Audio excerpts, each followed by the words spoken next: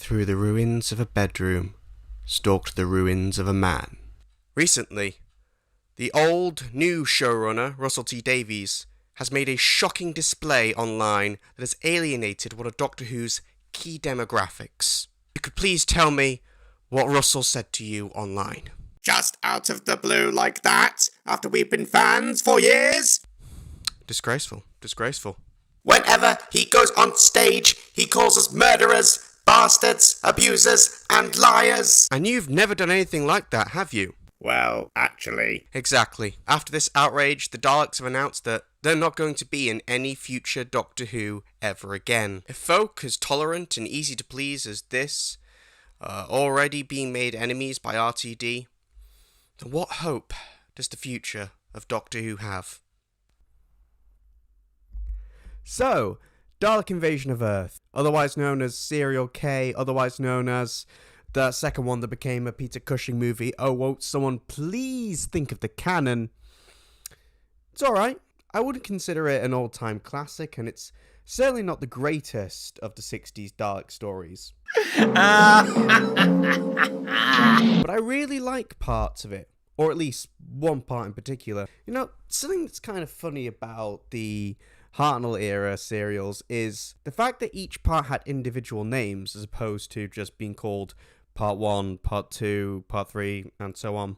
That seemed to coincide with sometimes a certain episode being the head and shoulders highlight of its respective serial. This is certainly the case in, I'd say, Part 1 of Unearthly Child, Part 1 of The Space Museum, Part 3 of The Crusades, definitely for me. And I do believe that's going on a little bit with this one.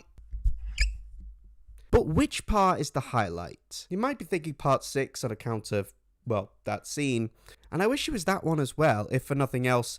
Flashpoint is a much better title than Day of Reckoning, in my opinion. Although I should be lucky that the best part wasn't The End of Tomorrow. That's just tomorrow night, Terry! So, I'm going to talk about Part 3 and Part 3 only, and you're gonna watch it. We pick up from the aftermath of a failed attack on the Daleks. The Doctor is out for the count, Ian can't get away. It's sheer chaos, almost impossible to tell how many are still alive and how many are dead. But soon Tyler heads back to the base on his own and tells them what happened. Nearly all of them are dead, and Dortmun's bombs failed. And Dortmun wants to get right back to working on his bombs. There's no guilt, no apologies, no mourning. It doesn't dissuade him at all from trying again. Meanwhile, Susan and David are on the run. We get this chilling addition that was apparently from Whittaker in the script edits. Stop! Stop! Why? Stop! Why? You killed my Stop! My brother! Stop! Now get away from me! No! No! Such dedication on the part of Richard Martin that he went out onto the streets of London, killed a man's mother and brother, and then shot him with a ray gun while he begged. Honestly, such commitment. Now, these scenes between Susan and David are building up an exit that isn't perfect. What's wrong with her ending up with David? Ugh, come on. It's laced with the patriarchal tendencies of its era, and it's very heteronormative. I know Susan was a character everyone was struggling to get to work, but could they not at least have made it her choice to actually go rather than her granddad just booting her out on a post-apocalyptic landscape while she's 16? Sorry, were you saying something? I was too busy talking about how Thasmin is grooming. And the classic series is going to get increasingly tedious with young female companions just falling in love, and that's how they end up leaving the TARDIS. But there are some interesting things to note. We could go to a place we've never even heard of, Daleks. And what happens if there's something unpleasant in the new place? Move on somewhere.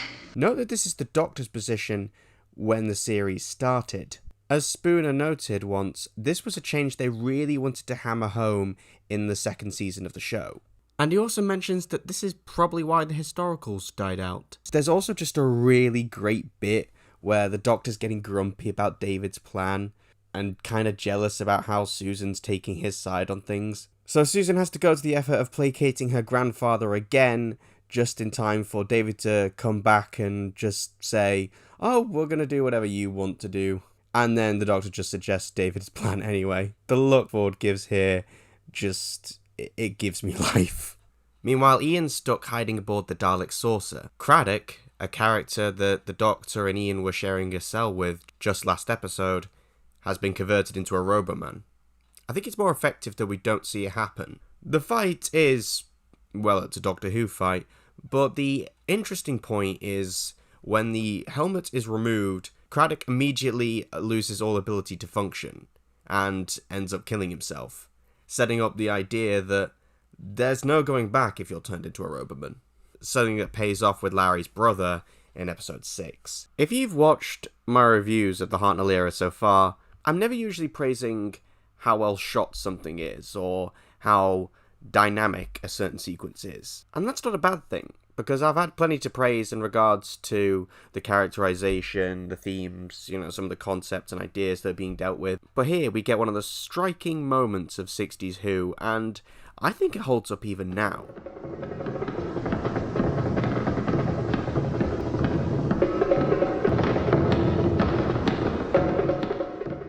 Just the idea of a chase sequence with a guy in a wheelchair is tense enough on its own, and the music really makes it. The drums starting slow as the scene builds, and then going full pelt once they're running with Dortmun. And the direction and the editing aren't slacking either. I think Richard Martin is doing pretty good work here. The costumes and the locations give him quite a bit to work with, and almost every shot is iconic.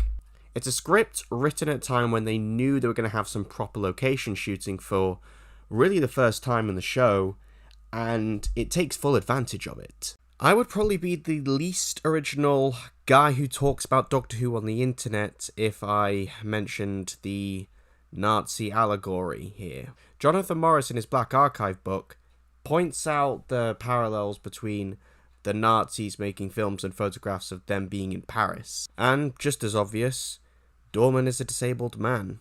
Someone who would have been made an enemy by the Nazis just for his very identity. My mom has multiple sclerosis. She uses a wheelchair whenever we go out. So wondering how this would be like if me and my family were in a scenario like this, I can't lie, that certainly affected my viewing experience of this.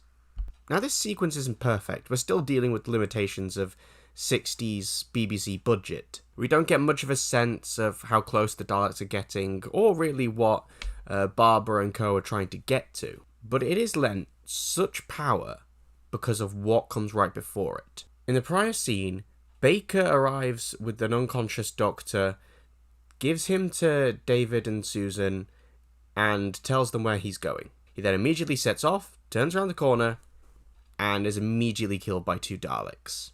There's no questioning, he doesn't get a chance to run or plea.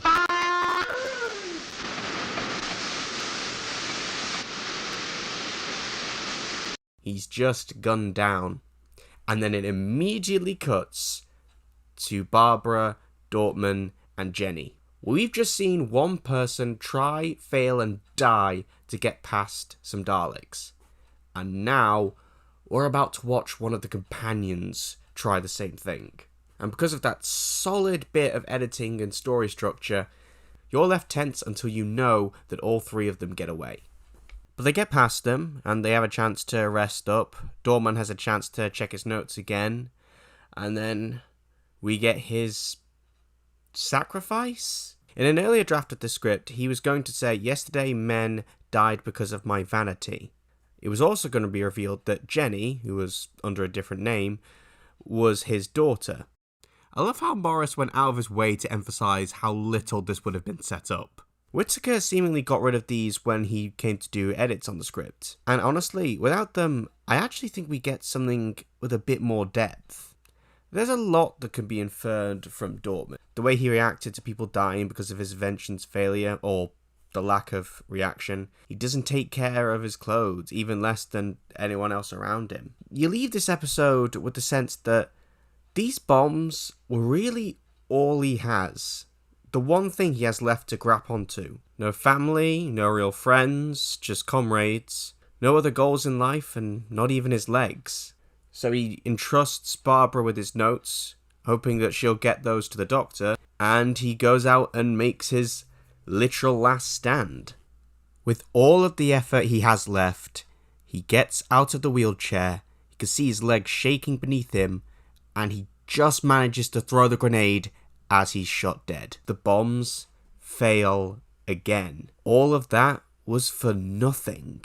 Even in death, Dortmun doesn't even get vindication or any other kind of reward for dedicating everything he's got left to this. It's a scene so bleak that not even this funny bit of a Dalek interacting with a mannequin quite manages to undercut it. Stop. Cultural.